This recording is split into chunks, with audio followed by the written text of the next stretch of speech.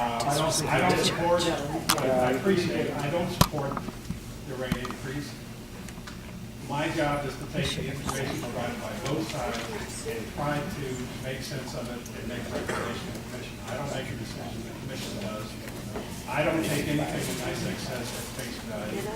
I don't take anything that any witness says at face value. I have to evaluate it and come to my own conclusion. But I don't automatically start out thinking that everything's a lie by every witness either. So that's my position. So sometimes if I say that NYSEG made a good point, that's the way I see it. It doesn't mean I agree with everything any party says. So I try to keep it neutral, but sometimes it may not sense. Anyway,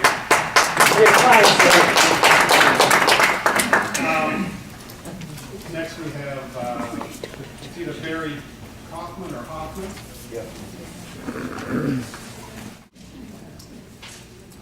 Yeah, Barry Kaufman, resident of Binghamton. Everybody knows the reason people are leaving New York State is high taxes, high utilities. It was just in the paper that J.B. Powers, the reason they're leaving here, high utilities. I'm a resident and I'm also a landlord in the city of Binghamton. Speaking from being a landlord, it's just like going to city council. I said the taxes are too high. They're so simple. Just raise your rents. Same thing, NYSEG's going to tell you the same thing. You buy a building, landlord has to pay the utilities, just raise your rents. I feel like having NYSEG here is like having rent control. Just like rent control in New York City. If you're paying the rent as a landlord for the tenant, it goes up, you can't raise your rents. And in turn, try to rent an apartment that the tenant pays the utilities, you have to lower the rent. If NYSEG keep raising the rates, how is a landlord going to survive in this city?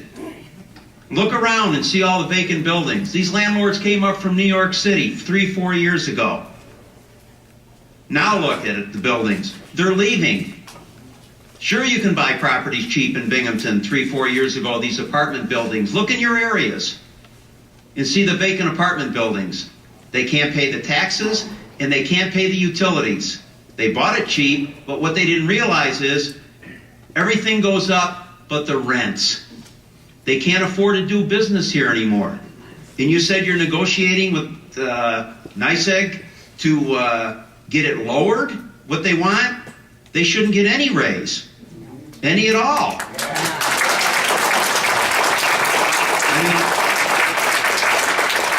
If you want an empty city, and don't forget, every time somebody turns over a property to the city, the tax base shrinks.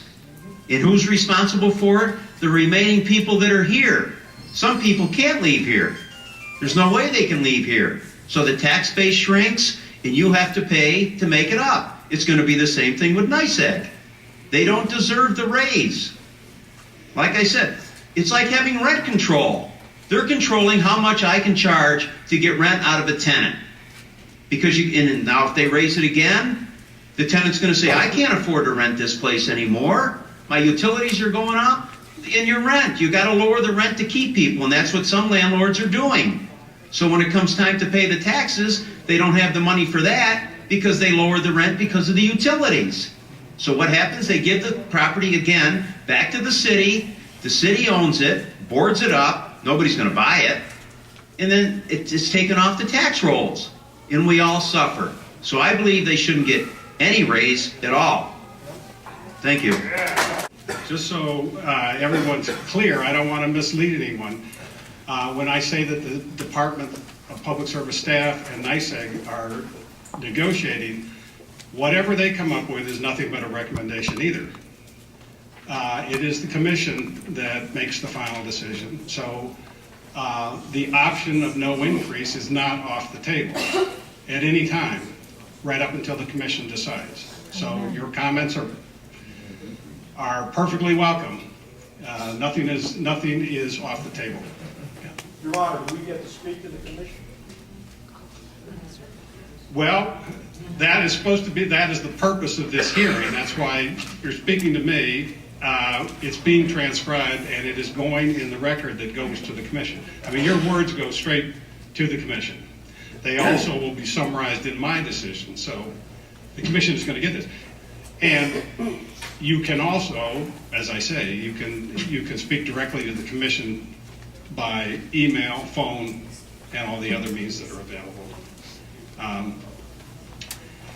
So our next speaker is Andrew Ellis.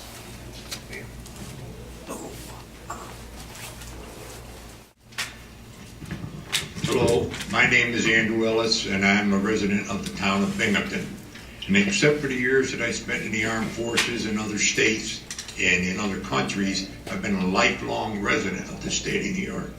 And I have seen this state slowly but surely dying an agonizing slow death because of taxes and utility rates. I'm speaking only for myself. I can't afford any more of this.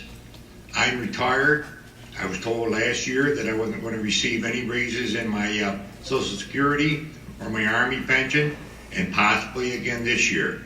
This would cost me, the way I figured it was $350 some, but it's probably lower than that. But the fact is, I can't afford any more kind of increases without some more income. And unlike NYSEG, I can't just say I need more money, so I'm going to raise my rates. I have to learn to live on what I have and even less and do without in order to get by, and I think NYSEG should have to do the same.